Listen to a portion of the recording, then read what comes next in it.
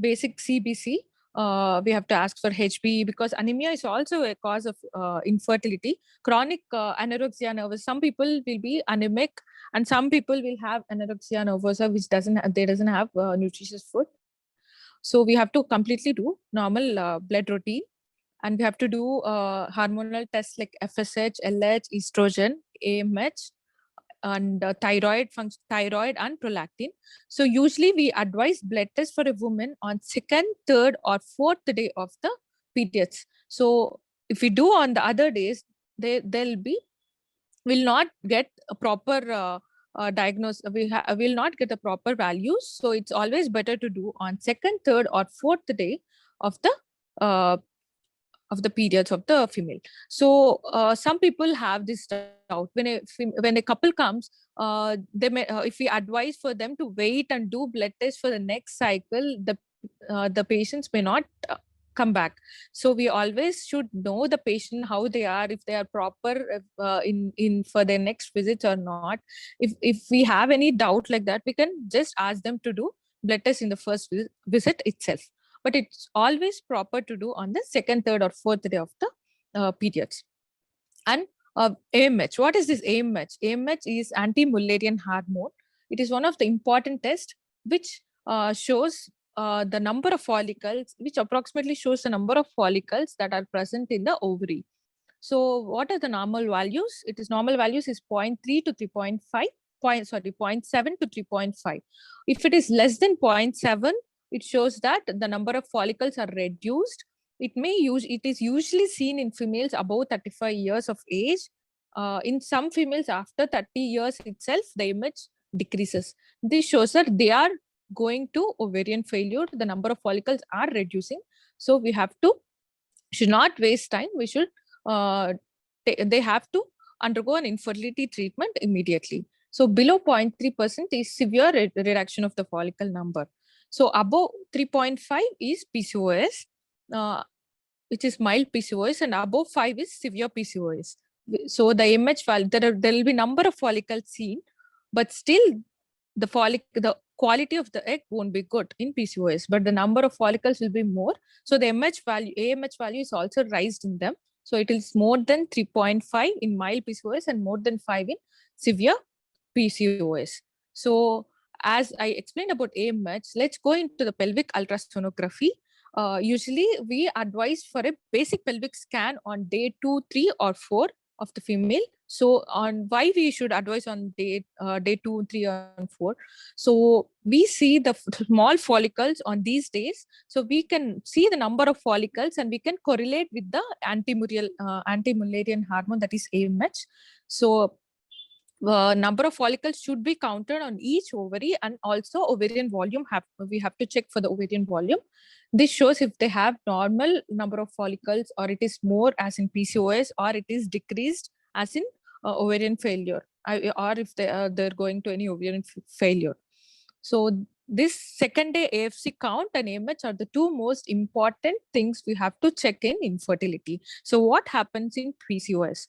Previously in Rotterdam criteria, more than 10 follicles in each ovary is considered as PCOS, and volume more than 10 cc is considered as PCOS in Rotterdam criteria. But now, according to the international consensus guidelines of 2018, more than 20 follicles per ovary and volume more than 10 cc is considered as PCOS. Okay. So what are the other features in PCOS we should see for hirsutism? There are 9 grades for hirsutism, that is presence of extra hair on face, neck, chest, thighs, and hands. This is called as hirsutism.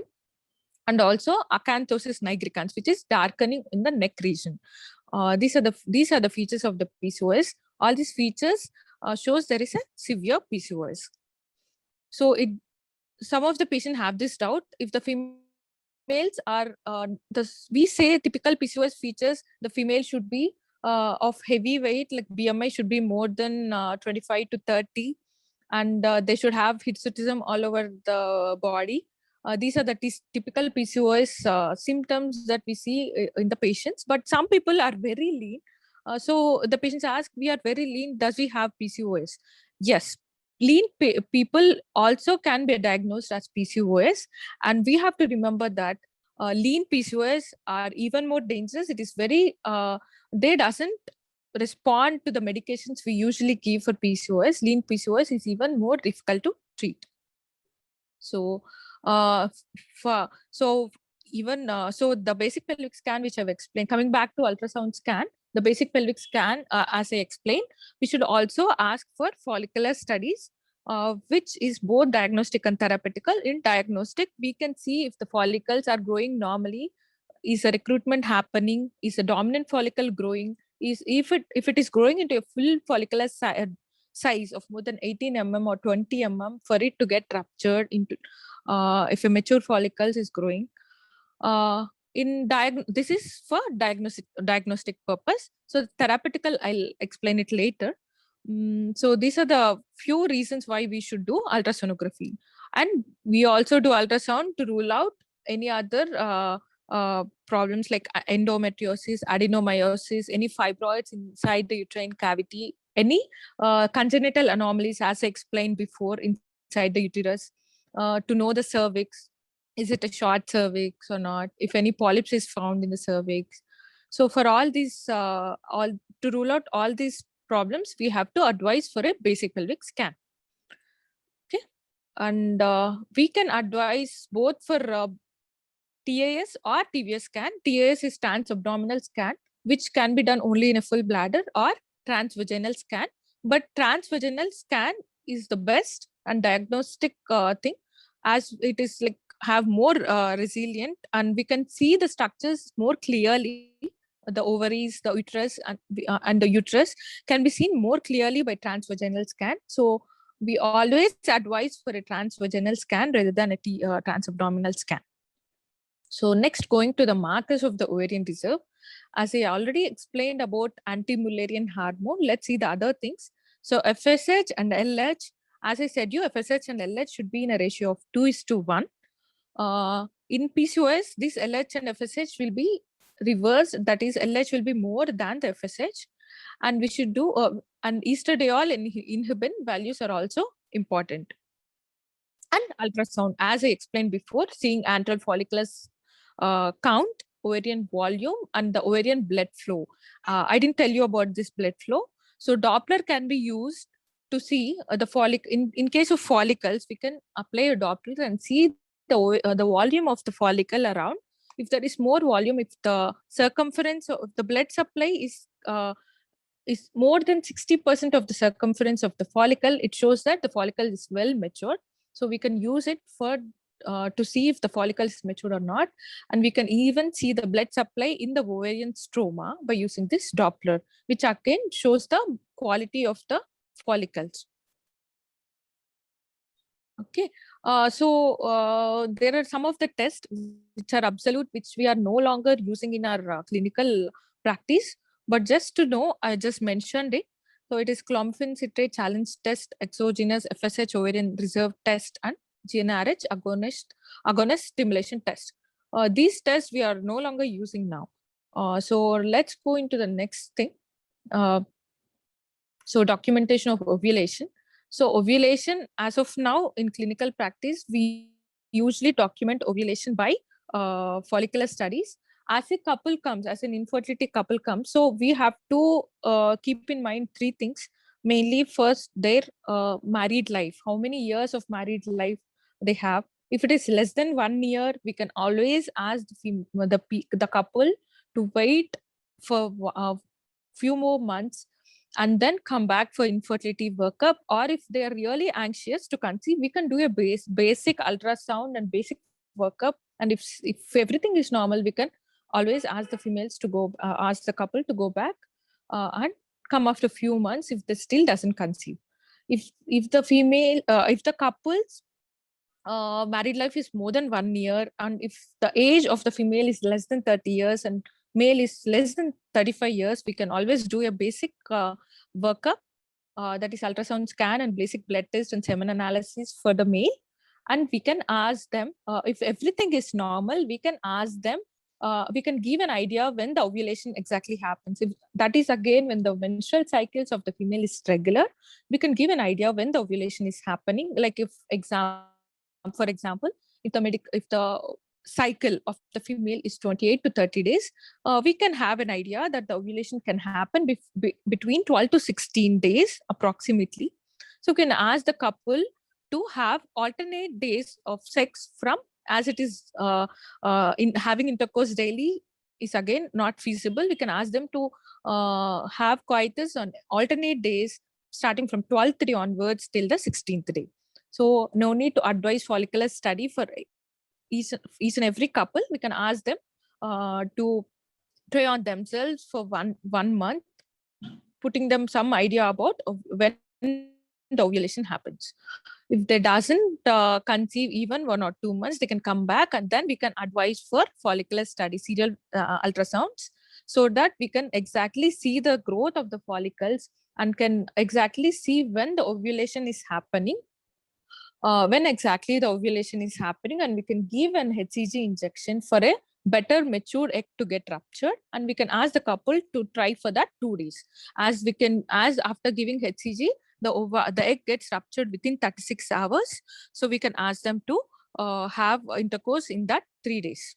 So this is the importance of follicular study. So if some of the couples, if they come, if the age of the follicles is, if the female is more than 30 years of age, and if the male is more than of 35 years of age, we can directly ask them to go for a follicular study in that cycle itself. We can, if the female doesn't have ovulatory cycles, we can always put on ovulation induction drugs, which I'll explain later. So we can put on ovulation induction drugs, and we can ask for SI cycle for 1 or 2 months. What is SI cycle? It is like we help them by giving ovulation induction drugs for the ovulation to happen, and we give HCG injection when the dominant follicle is grown to a full size, and we ask the couple to try on themselves for that 2 days. As I told you, once after giving HCG, the eggs get ruptured within 36 hours. So we can ask the couple to try for that 2 days. This is called as OI plus SI cycle. This is only when the female AMH value and AFC count is okay, and if they have regular cycles, and the age of the female is about 30, not above 35, and when the male age is above 35 but not above 40 years.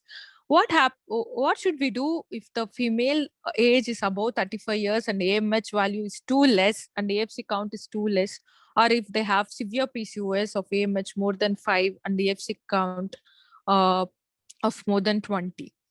And male partner age is more than 40. We should directly ask them for the follicular study, and we should go for procedures like IUI, which I'll explain when I go for the treatment of the infertility. So these are some of the things why we usually advise for a follicular study. So here we see a slide in which there are multiple follicles seen, that too in the periphery. This is a typical picture of PCOS, which we call as necklace pattern, where a small follicles of less than 5 mm are seen, but which are seen in the periphery. This scan is of day 5, I guess. The follicles are a little more grown, but when we see on 2nd, 3rd, or 4th day, the follicles will be less than 5 mm of size. That very small follicles, which are filled with androgen fluid, that is male hormone, and it is in the periphery. So we see in a necklace pattern. So there will be, as I said, in PCOS, there are more number of follicles seen, but each follicle will be filled with androgenic fluid. So even though in natural cycles, they won't be ovulating, they'll have anovulator cycle. Once in 4 months or 5 months, they'll be ovulating. And even though if we give hormones from outside, we will not be sure if they get good matured follicles.